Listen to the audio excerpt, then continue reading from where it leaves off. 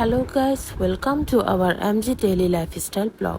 অনেক দিন পর নিয়ে এলাম নারায়ণগঞ্জ বাসিন্দাদের জন্য ঘুরতে যাওয়ার new place Panam food park, যেটা কিনা সোনারগাঁ রোড দিয়ে যেতে মেঘনা ইন্ডাস্ট্রিয়াল ইকোনমিক জোনের আশেপাশেই অবস্থিত। ওরা সম্ভবত ওখানকার ডেকোরেশনে পানামের থিম রেখেছে, আর পরিবেশটা ছিল যথেষ্ট মার্জিত। আউটডোরেও তারা বসার ব্যবস্থা করেছিল।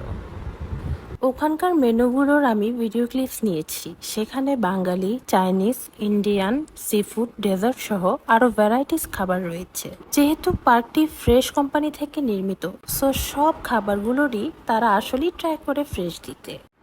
আমরা সেদিন চিকেন তান্দুরি নান ও একটি চিকেন দো পেঁয়াজা নিয়েছিলাম। খাবারগুলো ছিল 5 জনের জন্য।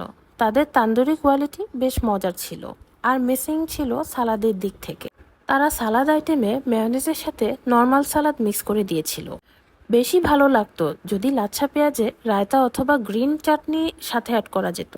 যাই হোক, ওভারঅল খুবই মজার ছিল। চিকেন দো পেঁয়াজার ঝোল গুড টেস্ট ছিল। কাইন্ড অফ চিকেন কোরমার সাথে সিমিলারিটি আছে এটার। ঘি টেস্ট সহ সবকিছু মিলিয়ে বেশ ভালোই লেগেছে আইটেমটি। নানও বেশ সফট ছিল। আমার ছেলে জায়ান খুব মজা করে খাচ্ছে।